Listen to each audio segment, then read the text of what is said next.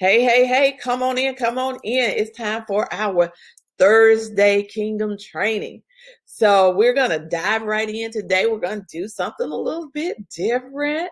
But today is a good one. It's a very good training for you today. You know, we like to talk on mindset as well as strategies. For those of you who are just joining, who don't know who I am, I'm Stephanie Hill, Nchege, business mindset coach, where we help women of faith to create profitable business launches using simple sales automation processes, biblical business principles, and addressing the elephant in the room.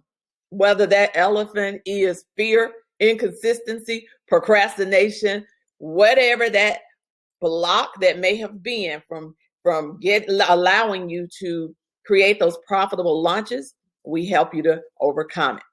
So y'all know what to do. Say hello to me, hashtag replay if you're catching this on the replay. But let's dive in. How to create a marketing plan. I wanted us to address this because a lot of times we have wonderful offers, wonderful products. We're in groups and there are opportunities for us to share our products, our offers, but maybe we don't really have a strategic plan in place on how to get the word out there. Maybe we feel uncomfortable with sharing our products and offers. So today we're going to go through a few steps, a few basic steps that's going to help you to start creating a marketing plan, an organized outline marketing plan. So the first thing I want to touch on is I want you to think about it. What comes to your mind when you see these images? Right? So we have a for sale sign. That's a way to market. Maybe you see those in front of homes. We have a billboard. We might see those as we are traveling on the roads, right? Nowadays, they actually even have miniature billboards in department stores. So what's your favorite strategy? What comes to your mind? Maybe it's commercials. How do you like to see products advertised or marketed to you? That's a good place to start. What are you most connected to? What is your favorite strategy? Chances are, when you understand what your favorite strategy is, that may be an indicator that that's where you need to hang your hat. And the reason why that you want to know that is because a lot of times our favorite strategy is the way that our ideal client, our ideal customer likes to receive their marketing, their information as well. So think about it. We have Facebook ads, we have infomercials, we have commercials with dry humor. I love the progressive commercials, right? I love those commercials where Flo has the dry humor, or the Jake from State Farm, those commercials. So what is yours, and think about what is the way your ideal client likes to have information. You're going to include that in your marketing plan. That's going to be first and foremost. You're going to think about that strategy. Now, when we're actually writing it out, we want to, and these are the areas that we're going to cover. We want to start with the goal. We want to start with our actual marketing goal. And a lot of times people think, well, the goal is to make sales, but that's not always the case. So I want to kind of give you a few examples of some goals for marketing. An example might be you want more website visits. Maybe you're marketing have a particular campaign to increase traffic towards your website. Maybe you need brand awareness, right? Think about this. When you see commercials on television, they don't often talk about the price. The M&M doesn't say, go to the M&M store or the candy store and pick up this pack of M&Ms for 99 cents. No, what they're usually after is to increase consumer engagement. Maybe they're after brand awareness. So you want to make sure that you're setting your marketing goal for this specific campaign. Do I want brand awareness? Do I need to get it out there, get visible so that people know about my brand? Or am I going for the sale? And even with the sales, what's the objective behind the sales? Because a lot of times we can create offers and we might run an ad, whether it's on YouTube or it's on Facebook. And the objective is not necessarily to increase our profit margins. The objective might be to increase right now our email list. Does that make sense? Although they may be purchasing a low ticket offer, I'm actually trying to increase my email list so that later I can market some of my other tiered products. So we really want to get concrete and specific on what the marketing goal is about. Now, once we kind of have that idea about the actual marketing goal, we're going to go back through and kind of give you the components when you're writing the plan out. So there are some components and things that you're going to want to do. Let's break them down. Well, the first thing is when you are getting ready to market whatever that product, that service, that offer is, you got to name it. And you want to name it in such a manner that it stops the scroll. We're going to dive into that a little bit more detail. You want to look at who your ideal client is. What are the demographics? What are the psychographics? What's the archetype for this particular product? If you got my free gift the other day, we had a great training that broke down archetype and how to write content based upon the archetype. So that's important. That's something you'll hear over and over when you are making ads. When you're making ads and marketing offers and content, you want to understand your ideal client and that archetype. All right, marketing objectives. We kind of covered a little bit of that, but we're going to break that down even further in our plan when we're writing it down. And we're going to break that down by looking at SMART goals. And then, of course, the main part is the strategy. Everything has a strategy behind it. Yes, your marketing plan has to have a strategy. We can look at, are we going to market with influencers? Are we going to do ads? Are we going to do testimonials? Are we going to do a 3-day series? And on and on and on. There are so many strategies that we can look at. Remember, though, what's so unique about being part of this kingdom-minded entrepreneur community? We understand that this is a twofold type business bill, right? We deal with the mindset stuff, because once we can get through that mindset, the fears, the inconsistency, the procrastination, once we can get through that, that's 80% of the work. Then we can go on to these strategies. That's 20%. And as you can see, we just gave you quite a few right off the top of strategies that you can implement. And these are proven strategies. And then we can actually go a little deeper because we go into the Word of God and we can align that specific business strategy with the Word of God, right?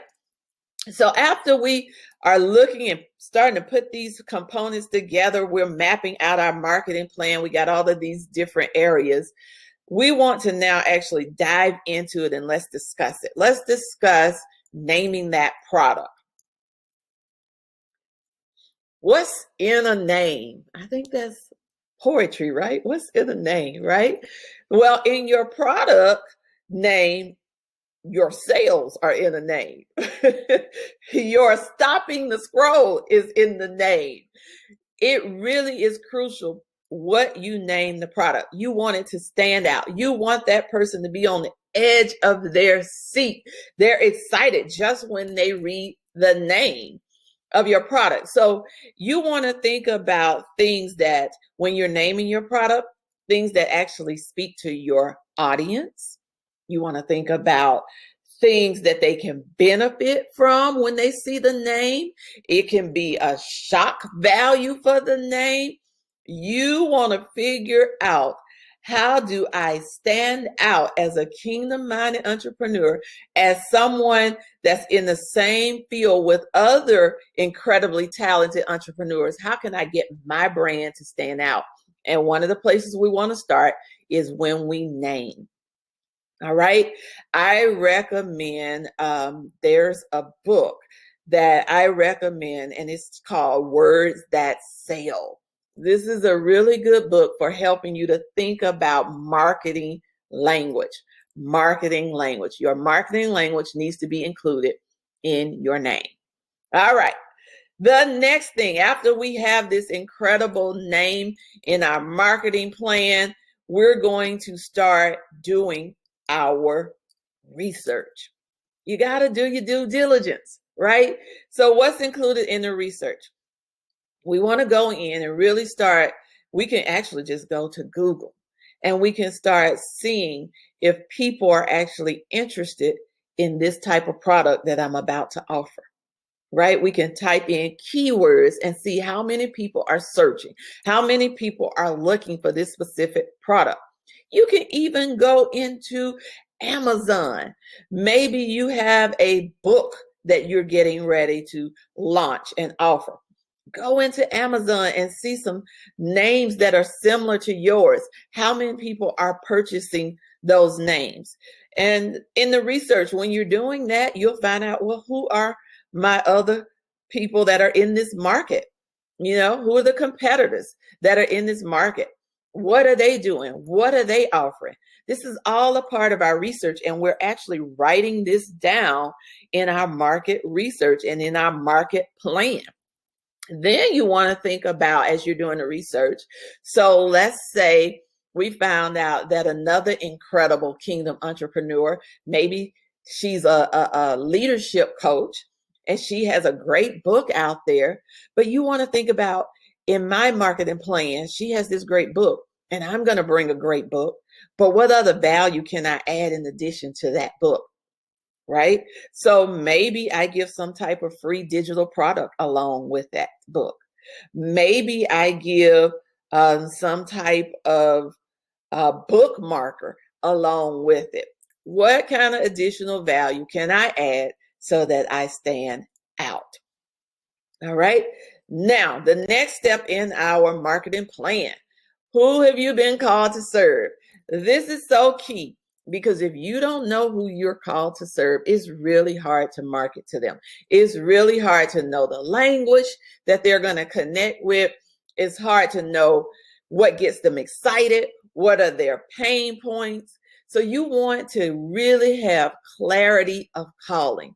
That's what we say as clients, the clients I work with in Kingdom Minded Entrepreneur. We get clarity of calling. We know what our ideal client looks like.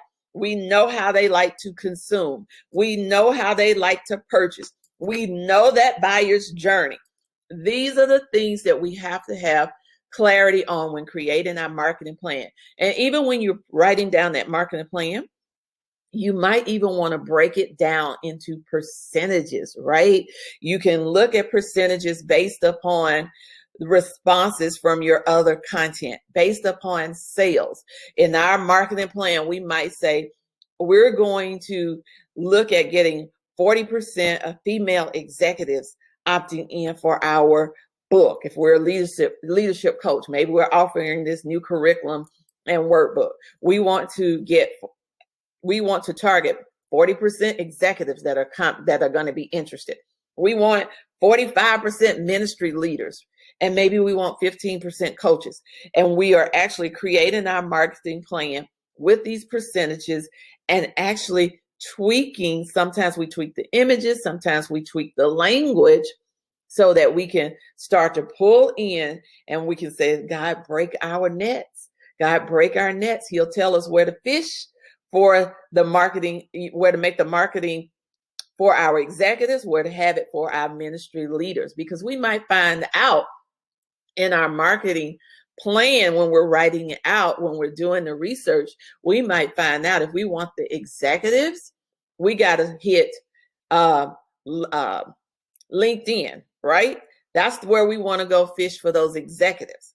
So we want to take all of this into consideration when we're creating our marketing plan. Number 4, objectives. Again, we talked about the objectives. Do we want email subscriptions? Do we want sales? Do we want more website visits? But another thing you want to do when you're creating these marketing objectives is you want to create those SMART goals. And we know that that's specific, measurable, attainable, relevant, and time-based. And so I want to spend a little bit of time of discussing those deadlines in your marketing plan.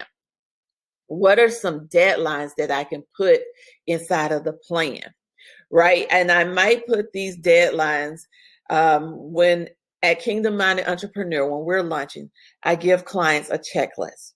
So inside of the checklist, let's say one of the steps is open up your payment portals. And we're going to put a deadline that this is going to be done by the second week, right? So in your marketing plan, you want to have deadlines specific to when are we going to have the copy completed? When are we going to have the graphics completed for the marketing? You want to put those in there. And those deadlines can absolutely be combined inside of a checklist. So you can just go through, check, got this one, check. And the marketing plan is starting to come together. It's starting to help you flow in a nice, concise, organized manner. Another thing to keep in mind when you are creating that marketing plan and those objectives, those goals, those SMART goals, you might also want to break it down into phases. I love phases. At Kingdom Minded Entrepreneur, we actually have 4 phases for our Kingdom launch. We might do pre-launch with checklists and deadlines. We have launch checklists and deadlines. So you can break yours down absolutely into phases, into however the terminology that you want to use so that it helps you stay on track with your marketing plan. All right. Number 5, budget. Gotta know your numbers, right? So what's going to be your budget for your marketing campaign, right? You want to include that. Let's just use the example. Maybe you're running Facebook ads. Maybe you're running Google ads. One rule of thumb that you can keep in mind when you're running those ads, every 3 days, a good rule of thumb is every 3 days, you want to increase your budget maybe by 20%. Now, of course, that increase only happens after you have tested your ad. So you want to start out with a couple of different campaign ad sets so that you can test and see which one is performing. Once you figure out which one is performing well, you'll turn the others off, and then you can start increasing your ad budget by about 20%. Okay, so make sure you keep your budget in mind. If you are not going to be running ads, you still want to keep your budget in mind. What do I need for if I'm going to use a VA to help with copy? If I'm going to use, maybe I'm going to go to Fiverr and have somebody do graphics or workbooks. All of that is part of your budget. All right. And then the last one, and this should say number 6, but even in your marketing plan, you want to keep in mind to include in the plan return customers and referrals. So I want to put in my plan, how am I going to market to having an increase of return customers and referrals, right? So I can include incentives. When I'm designing my marketing plan, I can include incentives. And all the times the incentives don't have to be paid incentives. It might be they're going to get an additional digital product if they refer a friend. It might be they're going to get a 15-minute coaching call with you or one of your team members if they refer. So you want to build that into your marketing. So when that's out there, that's kind of like you hear bonus, right? Bonus for those referrals. Another tactic that is used, a strategy, I should say, that's used a lot is the loyalty programs. What can they get as a loyal customer? That customer that has maybe purchased 2 products, right? Maybe if you purchase 2 products, I'm going to give you a discount on the third. Maybe if you purchase 2 products, I'm just going to upgrade you and throw in and give you a bundle. Now I'm going to give you some more products. What are some of those things that I can add to my marketing for those loyal customers? A lot of times in the stores, right, you see loyalty programs that on the 10th visit, you get a free XYZ. I want you to think the same kind of things the same kind of strategy when you're creating your marketing plan. You're building in things that's going to help your customer to want to come back. They're going to feel valued. They're going to feel well served. All of this goes in your marketing plan. All right. So those are the 6, it should say 6 components on how to create your marketing plan. Take the time to actually go through these 6 components, build out your plan, and we'll no longer be throwing that wet paper towel on the wall and hoping something sticks, right? We'll start to really know what are our components, what are the things we want to include, and it may take a while to actually get this organized. But if you need assistance with this, then as always, I want to invite you that you can definitely get that call with me, you can go to my website, kingdommindederentrepreneur.com, and you can schedule that call where we can sit down and we can start to help you map out some of these strategies. Your first call is free. Your plan to prosper call, that first one is free. So if you haven't done it, go to kingdommindederentrepreneur.com and we can start to help you get started on this marketing plan. I hope this has been of great value to you. Until next Thursday for our Kingdom training.